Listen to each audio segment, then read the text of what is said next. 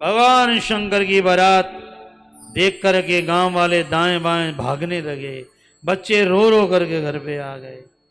जो जिंदा रहेगा वही ब्याह देखने पाएगा, बाकी कोई नहीं देख पाएगा। भगवान शंकर पहुंच गए सीधे हिमाचल महाराज के दरवाजे पर। मैना जी हाथ में थाल सजा करके दुल्हा आ गए हैं, दरवाजे पर पहुंची हैं।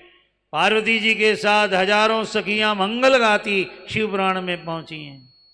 पर ज्यों पहुंची दरवाजा खुला और सामने बैल पर बैठे हुए सांप फुक्कार मार रहा है, मेरे मालिक का विवाह है। बिच्छू घूम रहे हैं, हाथों में अंगूठियों में छोटे छोटे नीले पीले पचरंगे सांप लटक रहे हैं। बूढ़े बाबा की रूप के अंदर महादेव प्रकट हुए हैं। मैना जी ने पूछा कौन है? का यही तो दुल्हा है। मैना जी को तो चक्कर आ गया, ये दुल्हा है। और तो कुछ हाथ में वो थाली थी, बस वो थाली ही भोले बाबा पर दे फेंके।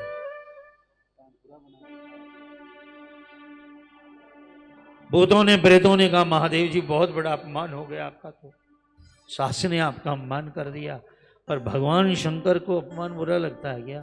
जहर पीने वाले को कोई अपमान तो उन लोगों को लगता है जो शरीर को अपना मानते हैं। शरीर मिट्टी का है, आग का भोजन है, इसका क्या अपमान है? और आत्मा अजर अमर है, इसका अपमान हो नहीं सकता है। शंकर जी ने कहा मेरी सास ने मेरा बहुत बड़ा सम्मान कर दिया आज। क्या सम्मान कर दिया? आरती के लिए दीवा जलाकर आई थी, दीवा तो फेंक गई।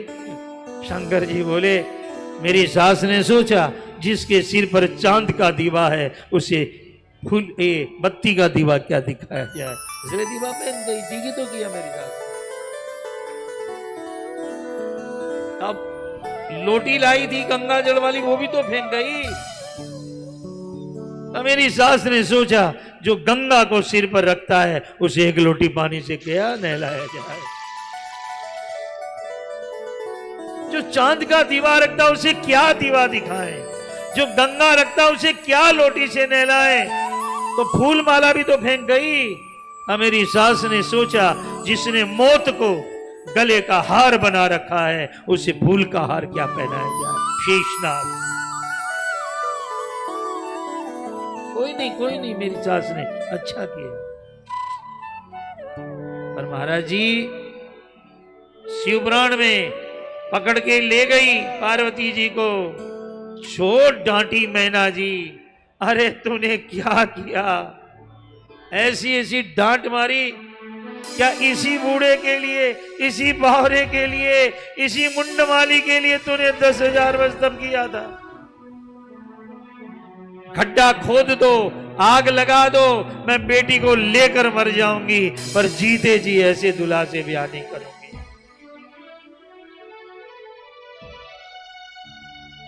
पार्वती जी का हाथ पकड़कर खींचकर डांटा, दो लगा भी दी। अरे तूने गाय को छोड़ करके भैंस की सेवा की, तूने तुलसी छोड़ करके आंकड़े की सेवा की, तूने ब्राह्मण छोड़कर क्षुद्र की सेवा की, तूने राख में हवन किया। मेरी बेटी क्या किया तुमने? बहुत डांटा।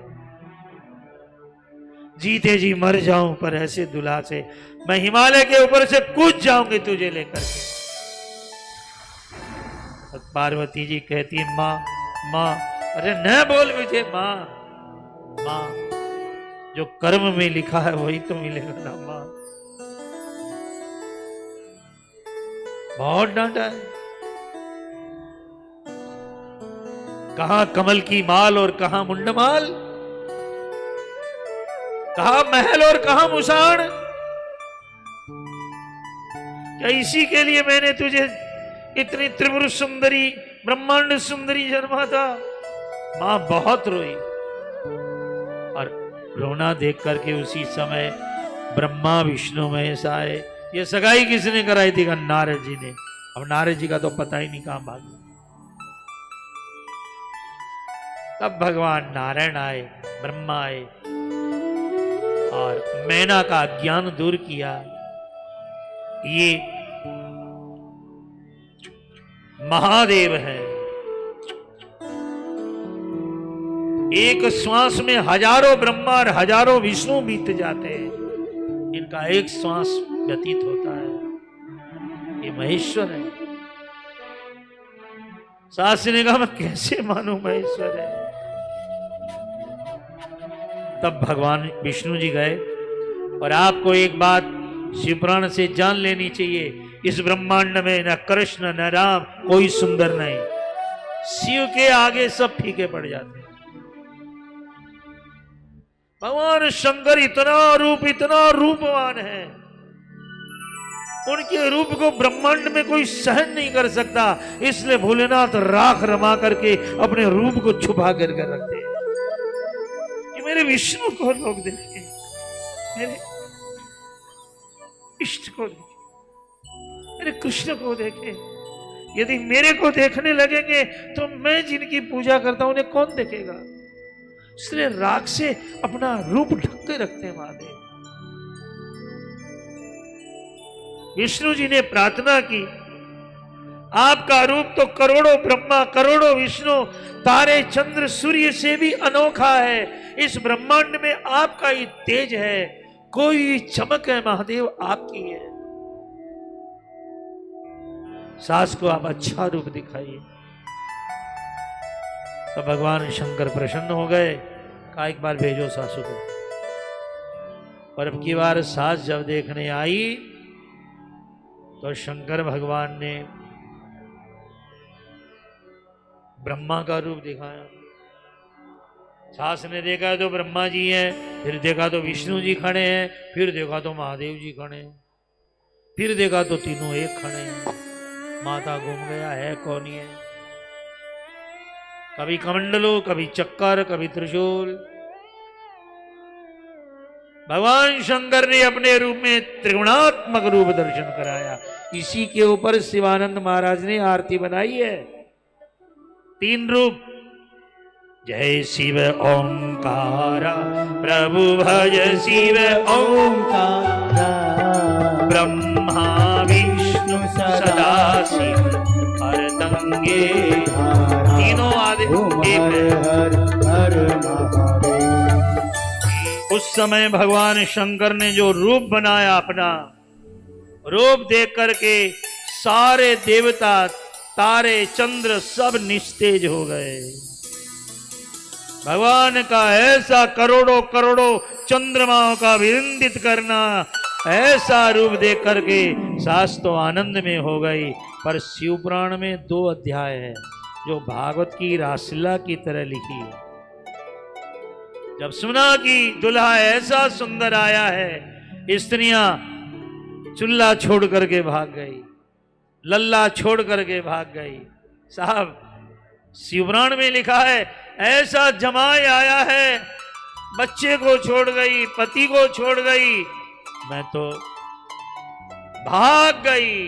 जैसे भागवत 1 अध्याय में पूरा वही प्रकरण है। मेहंदी हाथ भागी, आदि लगाकर बांधी, महावर सिर में डालकर बांधी, घाघरा गले में बांध कर बांधी, नाक का कान में, कान का पांव में। मैं तो आधी रात ने छोड़ पति ने भागी रे माधो, मैं तो सारा गांव खाली छोड़ पति ने।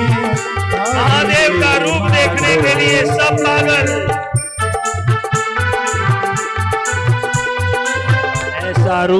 ऐसा रूप बना कि भगवान कृष्ण राम ब्रह्मादि देवता निस्तेज लगने लगे। महादेव इसीलिए तो भस्म लगा के रखते हैं। एक बार वृंदावन में राधा रानी जी ने पूछा कन्हैया से कि थोड़े गोरे हो जाते तो क्या हो जाता, ये कोयले जैसा कालक रूप,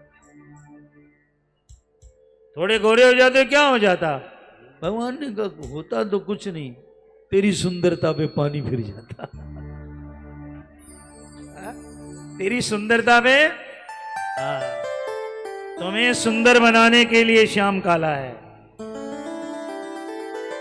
जगत को सुंदर बनाने के लिए महादेव ने शिव गोरा शिव काला, काला रूप बनाते हैं।